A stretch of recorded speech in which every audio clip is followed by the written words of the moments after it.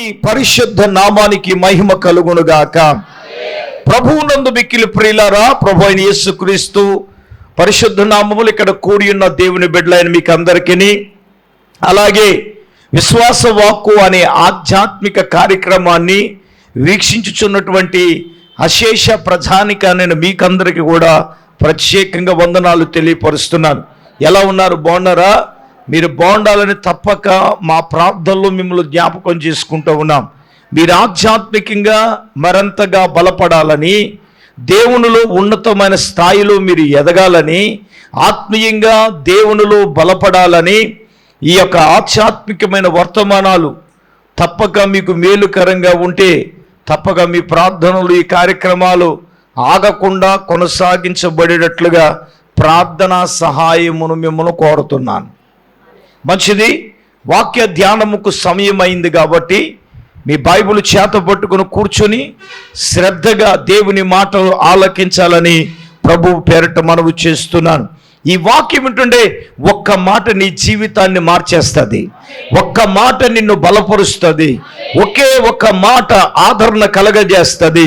ప్రపంచవ్యాప్తంగా palm Sunday అంటారు ఇంగ్లీష్లో, తెలుగులో ఏంటంటే మట్టల ఆదివారం. మెంటల ఆదివారం కాదు, మట్టల ఆదివారం. అందరూ చెప్పండి ఏంటి అసలు ఆ మట్టల ఆదివారము అనేది ఎందుకు వచ్చింది అనంటే, యేసు ప్రభుల వారు పస్కాకి ఎప్పుడు ఎక్కడ ఉన్నా, ఆయన ఎక్కడ ఉన్నా కూడా యెరూషలేమునకు రావడం ఆయనకు ఆనవాయితీ. ఆయనే కాదు, ప్రపంచములో యూదుడు ఎక్కడున్నా పస్కాకి మాత్రము ఖచ్చితంగా యెరూషలేమునకు రావాలి. ఏమండి, ఇప్పుడు ఆయన పస్కా గురించి ఒక మాటలో చెప్పాలి అంటే, ఆయన జయోత్సవముతో ఆయన యెరూషలేమునకు రాబోతున్న సందర్భం అది. దేవుని పరిశుద్ధ గ్రంథమైన బైబిల్లో నుంచి మత్తయి సువార్త 21వ అధ్యాయము దయచేసి 1, 2, 3 వచనాలు చదువుదాం. ఓకే.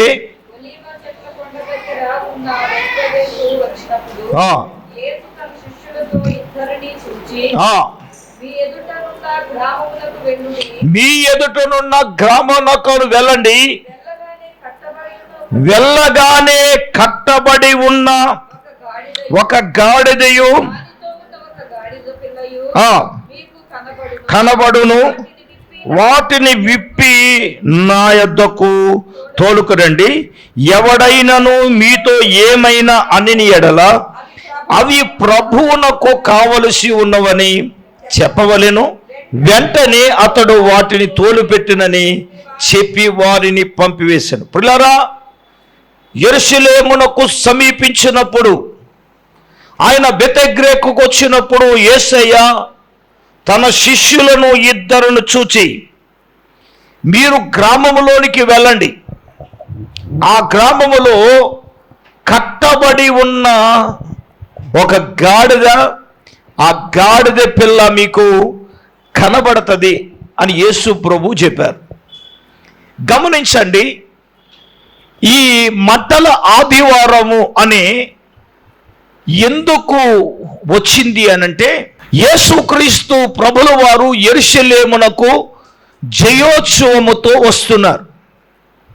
ఇప్పుడు ఆయన జయోత్సవమునకు వస్తూ ఉన్నప్పుడు ఆయన శిష్యులను పిలిచి అన్నాడు, మీరు గ్రామములోనికి వెళ్ళండి, అక్కడ గాడిద కట్టబడి ఉంది. ఏముంది? గాడిద పిల్ల కట్టబడి ఉంది. ఆ కట్టబడి ఉన్న ఆ గాడిద పిల్లను తోలుకి రండి నా దగ్గరికి అన్నాడు. ఎవడైనను మీతో ఏమైనా అని ఎడల అది ప్రభువునకు కావలసి ఉంది. ఏంటి ప్రభువునకు కావలసి ఉంది అంటే, గాడిద ప్రభువునకు కావలసి ఉంది. నా ప్రియమైన దేవుని బిడ్డలారా, ధర్మశాస్త్ర ప్రకారంగా గాడిద దేవునికి పనికిరాదు. ఇశ్రాయేలీలలో పుట్టిన దేనినైనా అంటే మొట్టమొదటిది ప్రథమ ఫలంగా జ్యేష్ఠంగా వచ్చింది ఏదైనా దేవునికి అర్పించాలి. గొర్రెలోదైనా, మేకలోదైనా, ఎద్దులోదైనా, కోళ్ళలోనైనా, పావురంలోనైనా ఏదైనా దేవునికి అర్పించాలి. కానీ ధర్మశాస్త్ర గ్రంథము ప్రకారము నిర్గమాకాండము 13వ అధ్యాయం 13వ వాక్యాన్ని ఒక్కసారి మనము గమనిస్తే, ప్రతి గాడిద తొలి పిల్లను వెల ఇచ్చి విడిపించి దానికి మారుగా గొర్రె పిల్లను ప్రతిష్ఠించాలి. అట్లు దానిని విడిపించని ఎడల దాని మేడను విరదీయవలెను. నీ కుమారుల్లో తొలిచూలు అయిన ప్రతి మగవాణిని వెల ఇచ్చి విడిపించాలి. అమ్మ వినండి, గాడిద దేవునికి అర్పించాలని అన్నప్పుడు గాడిదకు మారుగా గొర్రె పిల్లను ప్రతిష్ఠించి దానిని విడిపించాలి. అంటే ఏంటి? గాడిద దేవునికి పనికి రాదు, గాడిద ప్లేసులోని గొర్రె పిల్ల దేవునికి అర్పించాలి. నా ప్రియమైన దేవుని బిడ్డలారా, ఈరోజు ఆత్మీయంగా ఈ గాడిద ఎవరో తెలుసా? ఇక్కడున్న మనమందరమే, టీవీ ముందు కూర్చున్న మనమందరమును. ఏంటంటే పాస్టర్ గారు పాము సండే అంటూ చెప్తూ గాడిదలు అంటున్నారు ఏంటంటారా? నిజమే. సండే స్కూల్ పిల్లలు పాడేవారు, గాడిదని నేనయ్యా, చిన్న గాడిదని నేనయ్యా, యేసురాజు సారీ చేసే గాడిదని నేనయ్యా అని చిన్న పిల్లలు పాడితే, పెద్దలైన మనం గాడిదని నేనయ్యా పెద్ద ఏమండి యేసుబాబు గాడిద ఎక్కాడు, మట్ల పరిచాడు. ఇది కాదు సువార్త. అసలు సువార్త ఉంది ఈ రోజున. అదే యేసు ప్రభు వారు ఎవరైనా గాడిదని అడిగితే అది ప్రభువునకు కావలసి ఉందని ఎందుకన్నాడు? అబ్బాయి, ధర్మశాస్త్ర ప్రకారంగా గాడిద దేవునికి పనికిరాదో. ప్రథమ ఫలం ఇస్తే ఎవడైనా దానికి మారుగా ఏమివ్వాలి? గొర్రె పిల్ల ఇవ్వాలి. గాడిద స్వభావాలన్నీ గొర్రె పిల్ల స్వభావంగా మారాలి. అది అయితే నా ప్రియమైన వారులారా, మీలో ఎవడైనా ఎందుకు అని అడిగితే ప్రభువునకు కావలసిన వారు అండి. గాడిద వంటి స్వభావంలో ఉన్న మనుషులు ఇప్పుడు ఎవరికి కావాలి? ఎవరికి అక్కర్లేదు. ఒకవేళ నీ జీవితంలో నువ్వు పనికి మాలిన వ్యక్తిగా నీవు ఉండొచ్చు, పనికి రాని వ్యక్తిగా ఉండొచ్చు, ఎవరికి అవసరం లేని వ్యక్తిగా నువ్వు ఉండొచ్చు. కానీ నా ప్రియమైన వారులారా, నీవు ప్రభువునకు కావలసి ఉన్నది. ఒక మాట చెప్తాను వినండి.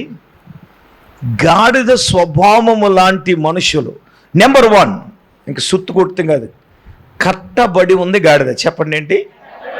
చెప్పండి. మానవుడు కట్ల చేత కట్టబడి ఉన్నాడు. ఏంటి? ఏం కట్లయి? పాపమనే కట్లు. చెప్పండి ఏంటి? పాపమనే కట్ల చేత మానవుడు ఏమై ఉన్నాడు? కట్టబడి ఉన్నాడు.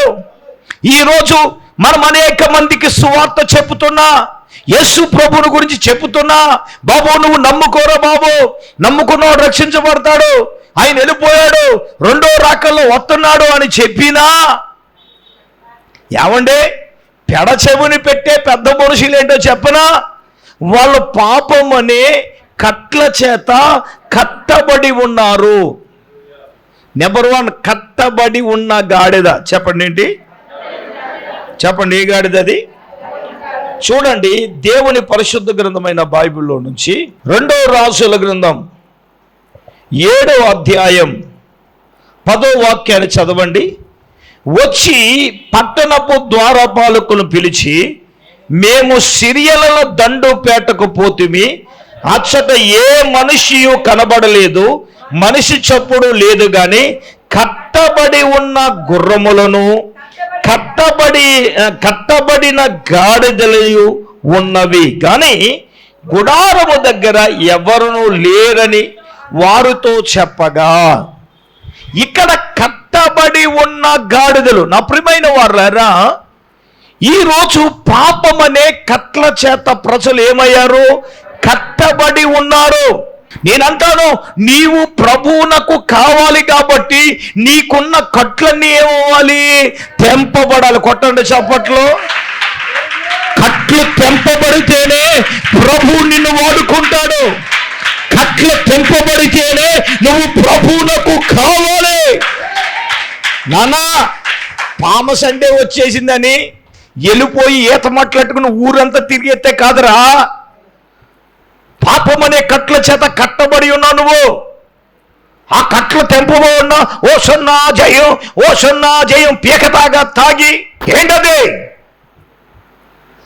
పాపం అనే కట్లు తెంపబడకుండా ఈరోజు యేసు ప్రభుల వారు ఎందుకు చివరిసారిగా యెరూషలేము ఎందుకు వచ్చాడు తెలుసా? గాడిదను పోలి ఉన్న స్వభావంలో మానవాళమైన మన కొరకు వచ్చాడు. నమ ఏమైంది? కట్టబడి ఉంది. చెప్పండి ఏంటి? మనుషులు దేనికి కట్టబడి ఉన్నారు నానా? చాలా చెప్పొచ్చు. పాపం అనే కట్ల చేత ఈరోజు మనిషి కట్టబడి ఉన్నాడు. అది చాలా రకాలుగా ఉన్నాయి. నేనంటాను, ఆ కట్లన్నీ తెంపబడునుగాక. ఆమేన్. మాట్లాడు వారి యొక్క సారాంశం ఏంటంటే, నీలో ఉన్న, నాలో ఉన్న, మనలో ఉన్న కట్టులనే ఏమవ్వాలి? ఇలా చూడండి, కట్లు ఏమవ్వాలి? తెంపబడాలి. మట్లట్టుకి తిరిగితే రాదు. తెంపబడ్డాయి ఆ కట్లు. ప్రార్థన చేయకుండా నిన్ను కొన్ని కట్లు ఏలుబడి చేస్తున్నాయి. దేవుని మందిరానికి రాకుండా కొన్ని కట్లు ఏలుబడి చేస్తున్నాయి. ఏమండి? వాక్యానుసారంగా జీవించకుండా కొన్ని కట్లు నీ మీద ఏలుబడి చేస్తున్నాయి. నువ్వు ప్రభువునకు కావలసిన వ్యక్తి అయితే నీకున్న కట్లన్నీ ఏమయ్యాలి? తెంపబడాలి. ఈ గాడిద ఏంటో తెలుసా? కట్టబడి ఉన్న గాడిద. చెప్పండి. యేసు ప్రభు వారు ఏమన్నారు? ఆ కట్టబడి ఉన్న గాడిదను, గాడిద పిల్లను విప్పి ఏంటి? కట్లు ఏమవ్వాలి? చెప్పండి. కట్లు ఏమవ్వాలి? కట్లు విప్పబడాలి. కట్లు తెంపబడితేనే ఆయనకు వద్దకు వస్తావు. కట్లతో ఉంటే ఆయన దగ్గరికి ఎలాగొస్తావండి? రాలేం కదా. ఆ కట్లు ఏమవ్వాలమ్మా? తెంపబడాలి కదా. ఈరోజు ఆ కట్లు తెంపబడినప్పుడే, విప్పబడినప్పుడే నీవు ఆయన దగ్గరకు రాగలవు. దేవునికి స్తోత్రం. చెప్పండి గట్టిగా హల్లెలూయా. రెండవదిగా నా ప్రియమైన వాళ్ళారా, రెండవదిగా కీర్తనల గ్రంథం 32వ కీర్తన 9వ వాక్యాన్ని చదువుదాం. అవి నీ దగ్గరకు తేబడునట్లు వాటి నోరు వారుతోనూ కళ్ళెముతోనూ బిగింపవలెను. చూడండి, ఇక్కడ రెండో గాడిద. ఏ గాడిద ఇది? కంచర గాడిద. అందరూ చెప్పండి ఏంటి? దీనికి ఏమీ లేదండి, బుద్ధి జ్ఞానం లేదు. ఎంత కరెక్ట్గా చెప్పేశారండి. ప్రజలకు ఏమీ లేదండి. కోపం రావచ్చు. బుద్ధి ఉందని బుద్ధిమంతుడు అంటే, నాన్న నువ్వు చేసే పని ఏంటి నాన్న? జ్ఞానము లేకుండా, బుద్ధి జ్ఞానము లేకుండా ప్రవర్తించడం, బుద్ధి జ్ఞానము లేకుండా జీవించడం. పరిశుద్ధ గ్రంథమైన బైబిల్లో కంచర గాడిద ఎక్కిన పెద్ద మనుషులు చాలా మంది ఉన్నారు. దాంట్లో ఒక ఆయన మీకు జ్ఞాపకం చేస్తాను. ఎవడయ్యా అంటే అందగాడు. చూడటానికి అందగాడు. దావీదు గారి కొడుకు అబ్షాలోమమ్మ. ఎవరమ్మా? చెప్పండి గట్టిగా. అబ్షాలోము. ఇశ్రాయేలీలో అంతటి అందగా లేడు. అంతికాడికి వచ్చింది పోయే కాలం. నిజమే. అందంగా ఉన్న ఆడదానికైనా మగదానికైనా పొగరు. ఏచి రక్తి విజయం, నేను అందంగా ఉన్నానండి. ఒక ఆవిడ అలాగే ఎర్రవిగింది. అంత యాసిడ్ వేసేసాడు ఆవిడ. ఏచి రక్తి విజయ్ దరిద్రం వదిలిపోయింది. దీన్ని ఎవడో చూడట్లేదు. చూసినోడల్లా తిట్టుకుంటున్నారు. దీనికి గర్వం బాగా అనిగింది. బాగా ఆ పదాలు ఇక్కడ మనం వాడలేం కానీ అదనమాట. వీడు అందమే కాదండి, జుట్టు కూడా మంచి జుట్టు అండి వీడికి. అదే కొంప ముంచింది ఎవరినే? అబ్షాలోంకి. వీడు కంచర గాడిద ఎక్కి వెళ్తున్నాడు. వీడు ఎందుకోసం వెళ్తున్నాడంటే తెలుసు మనకి. తన తండ్రిని ఎలాగైనా మట్టి పట్టించేసి అంటే ఎలాగైనా చంపేసి ఈడేమైపోవాలని? రాజు అయిపోవాలని. ఇప్పుడు నేను అంటాను, ఒకసారి మనం చూద్దాము. 2 సమూయేలు గ్రంథం 18వ అధ్యాయం 9వ వచనం చదువుదాం. అబ్షాలోము కంచరగాడిద మీద ఎక్కిపోవచ్చు, దావీదు సేవకులకు ఎదురాయను. ఆ కంచరగాడిద ఒకటి గొప్ప మస్తకి వృక్షము యొక్క చిన్న కొమ్మలు కింద నుండి పోయినప్పుడంట అతని తల చెట్టు కొమ్మలు తగులుకున్నందున అతడు ఎత్తబడి ఆకాశాన్ని భూమికి మధ్యన ఏమవుతున్నాడంట, ఏలాడబడుతున్నాడంట. అంత కింద ఉన్న మాత్రం కంచరగాడిద మాత్రం ముందుకి సాగిపోయిందట. కంచరగాడిద మీద ఎక్కిన ఈ అబ్షాలోము అనే కంచరగాడిద, వీడికి మనిషి ఉన్నాడు, అందగాడే, సౌందర్యమైన జుట్టు ఉంది, ఏమండి అన్నీ ఉన్నాయి, కానీ వీడికి ఏమి లేదు. వీడికి ఇప్పుడు వీడు గుర్రం ఎక్కాడు కదా, వీడు తండ్రి మీద, తండ్రిని ఏం చేయాలి, తండ్రి బతుకుండగానే తద్దిన పెట్టేద్దాం అనుకుంటున్నాడు. హెచ్చరక్త వేజే ఆడు రాజు అవుతావు. ఇప్పుడు ఏంటి, వీడు బతుకుంటే ఆడికి ఆస్తి రాదు, వీడు బతుకుండగా. అందుచేత వీడు చంపిస్తే నేనేమవుతాను, అత్తగారికి మందు పెట్టి చంపేసి కోడలు లేరా, ఏదే బొడ్లో తాళం కోసం నీ తాళం తగలయ్యా, హెచ్చరక్త వేజే. ఇప్పుడు ఈ అబ్షాలోము ఏమంటే తండ్రి రాజ్యరకం అవడానికి కదండి. నేను ఒక మాట చెప్తున్నాను, గాడిద ఎక్కి వెళ్ళినప్పుడు వృక్షం ఉన్నప్పుడు అసలు చెట్టు తగులుకుంటుందని జ్ఞానం ఉండాలిగా. దావీదు గారు బుద్ధి జ్ఞానము లేని కంచరగాడిద వలె ఉండకడి అన ఎందుకన్నాడు? ఈ రోజున మనుషులు ఉన్నారు కానీ బుద్ధి జ్ఞానం లేని వారుగా ప్రవర్తిస్తున్నారు. ఇప్పుడు సిగరెట్ ప్యాకెట్ మీద ఉంటుంది ఏంటి చెప్పండి, పొగ తాగుట ఆరోగ్యానికి హానికరం. ఇంగ్లీష్లో ఏంటి నాన్న, స్మోకింగ్ ఇన్యూరిస్ అంటే ఏంటి? పొగ తాగటం. చెప్పండి, పొగ తాగుట ఆరోగ్యానికి హానికరం అని ఎక్కడ ఉంది? ఆ పెట్టి మీదే ఉంది. సినిమా హాల్లో కాదు ఉంటాం, గోళ్ళ మీద కాదు ఉంటాం. దేని మీద ఉందండి? ఆ పెట్టి మీదే ఉంది. మరి చెప్పాలి, మరి ఇది విపులంగా టీవీ ముందు పెద్ద మనుషులు ఆదివారం గుడికి వెళ్తూ ఉంటారు, కాల్చేస్తూ ఉంటారు, పెద్ద మనుషులు చాలామంది ఉంటారు. ఇప్పుడు ఏం చెప్పాలి? జ్ఞానవంతులు వాళ్ళు, అయ్యబాబు పరమ కాదు, డబుల్ ఎంఎల్ చేసిన రకాలు ఇవన్నీ హెచ్చరక్తం వేసే డబుల్ ఎంఎల్ చేసే రకం. దాని మీద ఏముంది? ఆరోగ్యానికి హానికరం అని ఉంది. మరి నేను అంటాను, అలాగే పొగ తాగుడు ఆరోగ్యానికి హానికరం అయినని తెలిసినా నువ్వు తాగుతున్నావు అంటే జ్ఞానం ఉన్నవాడు జ్ఞానం లేనివాడు అనాలా? అలాగే మందు మీద కూడా ఉన్నది ఏంటి? మద్యము సేవించుట ఆరోగ్యానికి హానికరం అని. ఒకసారి మా తోలల్లు గారు రాజుగారు అని ఒక ఆయన ఉన్నాడు మా పొలం పక్కన. ఆయన వెళ్దాం రండి అన్నయ్య గారిని తీసుకెళ్ళాడు. ఆయన ఇంటికి వెళ్ళాం, లేడండి ఆయన షాపులో ఉన్నారండి అన్నాడు. వెళ్దామండి అన్నాడు. వెళ్దామండి. ఇంతకేంటి అది బ్యాందీ షాప్ అది. నేను అన్నాను రండి అంటున్నాడు. ఊరుకోవే బాబు, అసలే మన మాంగారు తాగుపోతాడంటో ఎవడని చూసాడనుకో, తాతారావు గారు అల్లుళ్ళు కూడా ఏంటి, నేను రానను. ఊరుకోండి ఎవడంటాడని లోపల తీసుకెళ్తే అక్కడ ఒక పెద్ద సీసా ఉంటే ఆ సీసా మీద అమ్మ తెలుగులోనే ఉంది ఏమని, మద్యము సేవించుట ఆరోగ్యానికి హానికరం అని. ఆరోగ్యానికి హానికరం అని చెప్పినా కూడా మరి తాగుతున్నారంటే లేవనాలి. ఇప్పుడు ఏమనాలి? నేను ఎంత విపులంగా చెప్తున్నానంటే ఇంకేమనాలి? ఇంకా లోపలికి వెళ్తే బోలని వచ్చేస్తే జాతకాలన్నీ బయటపడిపోతాయి. అది లోపలికి వెళ్ళట్లేదు. నేను ఒక ఆయనకు కోపం, ఆయన డాక్టర్ గారే ఏమండి మరి ఆడు గుండ్లు తినేస్తాను ఈడు గుండ్లు తినేస్తాను అంటున్నాడు. మరి మీరు సిగరెట్ తాగితే మీ గుండ్లు తినవా అని అడిగాను హెచ్చరక్తం వచ్చి. ఆడన్నాడు ఇది కాల్చకపోతే ఏ మందు రాయాలో జ్ఞాపకం రాదంట.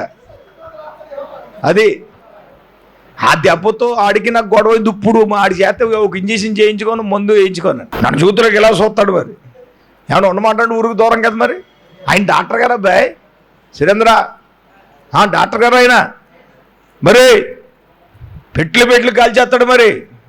మరి ఏమనాలి? వీడు బుద్ధి ఉన్నాడనాలా జ్ఞానం లేదనాలా? ఈ కంచరగాడిదికి ఏమీ లేదండి, బుద్ధి జ్ఞానం లేదు. ఈ అబ్షాలోము గాడు అందగాడు, జుట్టు ఉంది, కానీ వీడికి ఏమీ లేదండి, బుద్ధి జ్ఞానం లేదు. ప్రవర్తించాడు కాబట్టే ఆ జుట్టు ఏలాడుతూ వచ్చాడు, దెబ్బ వేసాడు, ఒక దెబ్బకి సచ్చి ఊరుకున్నాడు, హెచ్చరక్తం వేసి. ఇప్పుడు బుద్ధి జ్ఞానము లేని కంచరగాడిద. ఇప్పుడు ఈ బుద్ధి జ్ఞానము లేని ఈ మానవుడు ఎవరు కావాలన్నా? యేసు ప్రభుకి కావాలి. మనం ఎవరు కావాలన్నా చెప్పండి, యేసు ప్రభు కావాలి. అందుకే ఆయన ఈ లోకానికి వచ్చాడు. కన్యక గర్భాన పుట్టింది అందుకోసమే, అవమానాలు పొందింది అందుకోసమే, కొరడా దెబ్బలు తిన్నది అందుకోసమే, మోమమైన ఉమ్ము వేయబడింది అందుకోసమే, నిందించబడింది అందుకోసమే, నీ కోసమే నా కోసమే కదా. ఒకటి పాపము చేత కట్టబడి ఉన్న గాడిద, రెండు బుద్ధి జ్ఞానం. ఇంకా ఎన్నో చెప్పొచ్చు. ఏమంటే చదువుకున్నవాడు కూడా బుద్ధి లేనివాడుగా ప్రవర్తిస్తాడు, శాడిస్ట్లేగా. ప్రభు వాక్యం చెప్తా ఉంది, బుద్ధి జ్ఞానము లేని కంచర గాడిదలాగా నువ్వు ఉండకూడదని. అబ్షాలోము ఏమయ్యాడండి? ఆ జుట్టును చూసి, అందం చూసి విరగపోతే ఆ జుట్టు మస్తకి వృక్షానికి ఏలాడుతూ ఉంటే నేను అంటాను, వీడికి బుద్ధి జ్ఞానం ఉంటే ఒంగుంటాంగా, తగులుకున్నప్పుడు దాన్ని ఆపాలగా. ఏమండి, ఆడు ఏలాడుతూ ఉన్నాడంట, అదేమో ముందుకి సాగిపోయిందంట. అంటే అంత మైకంలో ఉన్నాడని అర్థం. మైకంలో మత్తులో ఉన్న వాళ్ళకి ఏం చేస్తున్నారు ఏంటో తెలియదండి వాళ్ళకి. నిజమండి, వాస్తవం. దేవుని నమ్మిన తర్వాత ఇప్పుడు బుద్ధి జ్ఞానము లేనిగా వాడుగా ఉన్న నీవు ఇప్పుడు ఎవరికి కావాలంటే ప్రభువునకు కావాలి. అది నా పాయింట్. నానా, నువ్వు ఎవరికి కావాలి నానా? నువ్వు దేవునికి కావాలి. నేనేమంటా, నువ్వు దేవునికి కావాలి, అవసరం. నువ్వు అందరూ బుద్ధి జ్ఞానం లేని వారు కానీ వదిలేయచ్చు, సమాజం వదిలేయచ్చు, కానీ నా ప్రభువు నిన్ను వదలడు. నువ్వు ఎవరికి కావాలి? ప్రభువునకు కావలసిన వ్యక్తిగా నీవు ఉన్నావు. నువ్వు ఎవరికి కావాలంటే నా ప్రభువునకు నువ్వు కావాలి. ఒకవేళ బుద్ధి జ్ఞానము లేని వ్యక్తిగా నువ్వు జీవించవచ్చు, బ్రతకచ్చు, కానీ ఈ రాత్రి ప్రభు మాట్లాడేది తెలుసా? నీవు ప్రభువునకు కావాలి కదా. ఎవరు కావాలి? మనం మనుషులకు అవసరం లేదు. పాడైనడు ఎవరు కావాలబ్బాయ్? కానీ నువ్వు దేవునికి కావాలి. అబ్షాలోము యొక్క జీవితం ఏమైందో చూడండి, అబ్షాలోము యొక్క బ్రతుకు ఏమైందో చూడండి.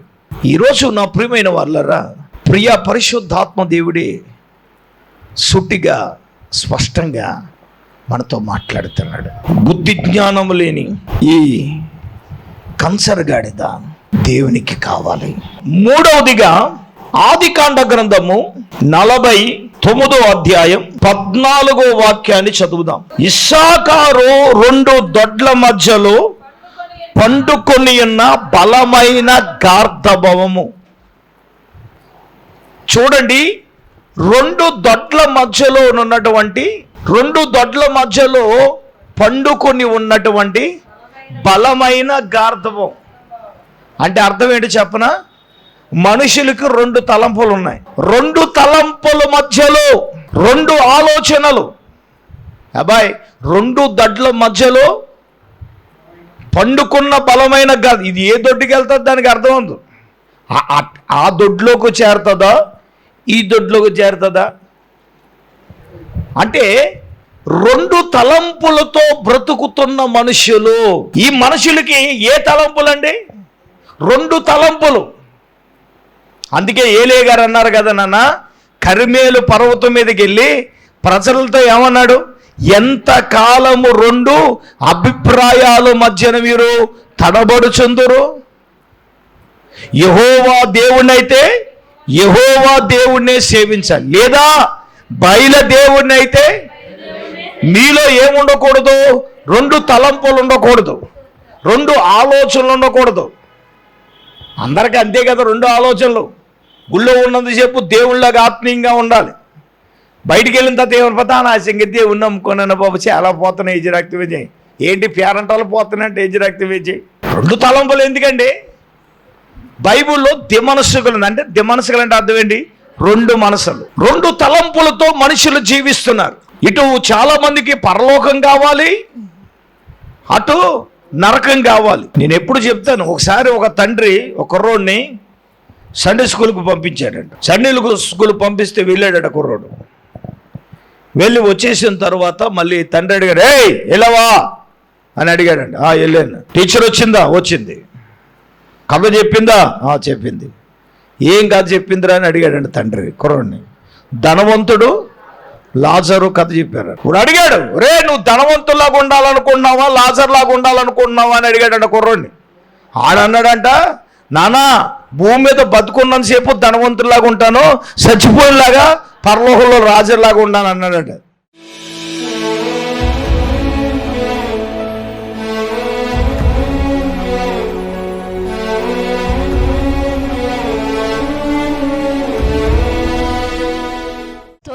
స్తోత్రం స్తోత్రం స్తోత్రం స్తోత్రం స్తోత్రం స్తోత్రం స్తోత్రం పరిశుద్ధుడు తండ్రి, మహోన్నతుడా నీకు వందనాలు ప్రభా. ఈ రాత్రి ప్రభా నాయనా నీ దాసులను సేవకులను అభిషేకించి ప్రభా నాయనా నీకు స్తోత్రాలు అయ్యా. నాయనా నా ప్రభా గాడిద గురించి ప్రభా అయ్యా నాయనా కొన్ని విషయాలు ప్రభా నీ వాక్యంలోంచి మీరు మాతో మాట్లాడారు తండ్రి. నాయనా నీకు స్తోత్రాలు ప్రభా. కట్టబడిన గాడిద నాయనా నీకు స్తోత్రాలు. పాపపు కట్ల చేత బంధింపబడిన నాయనా ఈ గాడిద ప్రభువుకు కావాలని ప్రభా నాయనా శిష్యులను నాయనా గ్రామంలోనికి పంపించారు తండ్రి. నీకు వందనాలు దయగల ప్రభా. నీకు స్తోత్రాలు నాయనా. అయ్యా నాయనా కట్టబడిన ఈ గాడిదలు ప్రభా నీకు కావాలి తండ్రి. అయ్యా నాయనా నీకు స్తోత్రాలు ప్రభా. స్తోత్రము నాయనా. విలువలేని ప్రభా ఈ గాడిద నా ప్రభా నీకు స్తోత్రాలు. ఎప్పుడైతే నాయనా ఈ గాడిద మీద నీవు ఎక్కావో ప్రభా ఈ గాడిదకు విలువ వచ్చింది ప్రభా నీకు స్తోత్రాలు. దయగల తండ్రి, బుద్ధి జ్ఞానములు లేని నాయనా కంచర గాడిద వలె ఉండకుండా ప్రభువా నీకు స్తోత్రాలు నాయనా. రెండు తలంపుల మధ్య అయ్యా నాయనా నా తండ్రి రెండు దొడ్ల మధ్య ఉన్న గార్ధబం వలె మేము ఉండకుండా తండ్రి, రెండు ఆలోచనలు, రెండు తలంపులు, రెండు మనసులు అయ్యా నాయనా నీకు స్తోత్రాలు ప్రభువా. మాలో ఉండకుండా తండ్రి ఒకే మనసు కలిగి ప్రభువా నాయనా మేము బ్రతకటానికి సహాయము దయచే తండ్రి నీకు వందనాలు అయ్యా నాయనా నీకు స్తోత్రములు తండ్రి. అయ్యా నాయనా బుద్ధి జ్ఞానము లేని కంచరగాడిద వలె మేము ఉండకూడదు ప్రభువా. అయ్యా నాయనా బుద్ధి కలిగి జ్ఞానము కలిగి మేము నడుచుకోవాలి తండ్రి. అటువంటి కృప దయచేయండి నాయనా నీకు వందనాలు అయ్యా. అరణ్యానికి అలవాటు పడిన అడవి గాడిద నా ప్రభువా నీకు స్తోత్రాలు తండ్రి. ఈ లోకంలో నైనా ఆశలు ఎక్కువని ప్రభువా ఈ అడవి గాడిద గురించి కొన్ని విషయాలు మీరు మాతో మాట్లాడారు తండ్రి. దయగల ప్రభువా నీకు వందనాలు నైనా. అయ్యా నాయనా పరలోకం కావాలంటే లోకము మాలో ఉండకూడదు ప్రభువా. యేసయ్యా నీకు స్తోత్రాలు నైనా. నీ కొరకు జీవించటానికి నీ కొరకు బ్రతకటానికి ప్రభువా అయ్యా నాయనా నా తండ్రి నిన్ను మోసేవారముగా ప్రభా అయ్యా నీ రాజ్య భారాన్ని నీ యొక్క పరిచర్య భారాన్ని నీ యొక్క సువార్త భారాన్ని మేము మోసేవారముగా ఉండటానికి సహాయము దయచే తండ్రి నీకు వందనాలు. యేసయ్యా విత్తబడి మాటలు మా హృదయాలలో నీరు కట్టి ఫలింపచ్చే నాయన నీకు వందనాలు తండ్రి. అయ్యా నా ప్రభువా నాయన నీకు స్తోత్రాలు. ఈ వాక్యాన్ని బట్టి మేము బుద్ధి తెచ్చుకొని ప్రభువా అయ్యా జ్ఞానము తెచ్చుకొని ప్రభువా నీకు వందనాలు అయ్యా నాయన నీకు అప్పగించుకొని ప్రభువా నీకు వందనాలు తండ్రి. వాక్య ప్రకారంగా బ్రతకటానికి జీవించడానికి నీ కృప మాకు దయచేసి మీరే మహిమ పొందమని యేసయ్య పరిశుద్ధ నామములో ప్రార్థన చేసి అడిగి వేడుకొనుచున్నాం మా పరమ తండ్రి. ఆమేన్ ఆమేన్. మన పరమ తండ్రి అయిన దేవుని ప్రేమ, మన ప్రభువును రక్షకుడైన యేసుక్రీస్తు ప్రభుల వారి యొక్క దివ్యమైన కృప, పరిశుద్ధాత్మ దేవుని కన్యుని సహవాసము ప్రభు బిడ్డలారా ఇక్కడ కొండలకు సదాకాలము తోడైనను గాక. ఆమేన్ ఆమేన్ ఆమేన్.